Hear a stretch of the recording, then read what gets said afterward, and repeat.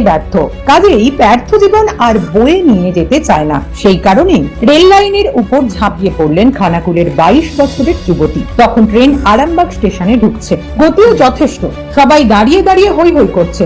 হয়তো চোখের সামনে যুবতী খন্ড বিখণ্ড হয়ে যাবে, একে আর বাঁচানো সম্ভব নয়। তখনই উড়ন্ত বাজ পাখির মতো লাইনে ঝাঁপিয়ে পড়লেন সিআরপিএফ এর শিবপ্রসাদ ঘোষ। ট্রেন শরীর ছোঁয়ার আগেই শিবপ্রসাদ স্ট্যান্টম্যানের কায়দায় যুবতীকে নিয়ে অন্যদিকে গড়িয়ে পড়লেন।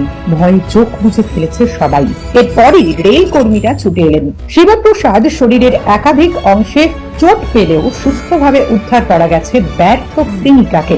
না, এটা কোনো সিনেমার গল্প নয়, ঘটনাটি রবিবাসরীয় আরামবাগ স্টেশনের। জানা গেছে ওই যুবতী শুধুমাত্র আত্মহত্যা করবে বলেই খানাকুল থেকে আরামবাগ স্টেশনে এসেছিলেন। একটা মেয়ে ওখানে মাস্ক পরে সুসাইড করতে এসেছিল, বাড়িতে নাকি অশান্তি হয়েছিল, অশান্তি হওয়ার কারণে এখানে সুসাইড ট্রেনেতে সুসাইড করতে এসেছিল। আর কি ওটা দেখে ট্রেন থেকে ঝাঁপ মেরে মেয়েটাকে বাঁচায়, অত মেয়েটাও ছিটকে দিয়েছে। আর কি ওপর পাথর গুলো পড়েছে, আর কি একটু চোট লেগেছে হাঁটুতে, মেয়েকে চলে গিয়ে তাকে হসপিটালে নিয়ে যায়।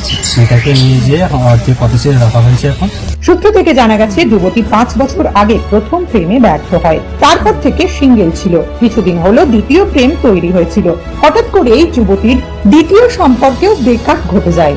এরপরেই যুবতীর মনে হয় প্রেমহীন জীবন রাখার কোনো অর্থ নেই, সেই কারণেই আত্মহত্যার সিদ্ধান্ত।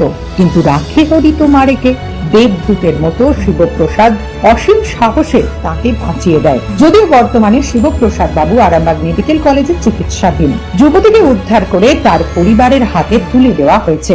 আজকে 3:15 নাগাদ আপনার ওই আরামবাগ গাজী লোকালটা 1 নম্বর প্ল্যাটফর্মে একটু দূর ছিল। আমার স্টাফটা ডিউটি ছিল শিবপ্রসাদ ঘোষ। তো হঠাৎ দেখতে পাই যে ঠিক প্ল্যাটফর্মের কোনার দিকে যখন গাড়িটা ঢুকছে, নিজের জীবন মানে একদম দাঁড়িয়ে দিয়ে মেয়েটাকে জীবন বাঁচিয়েছে। নিজের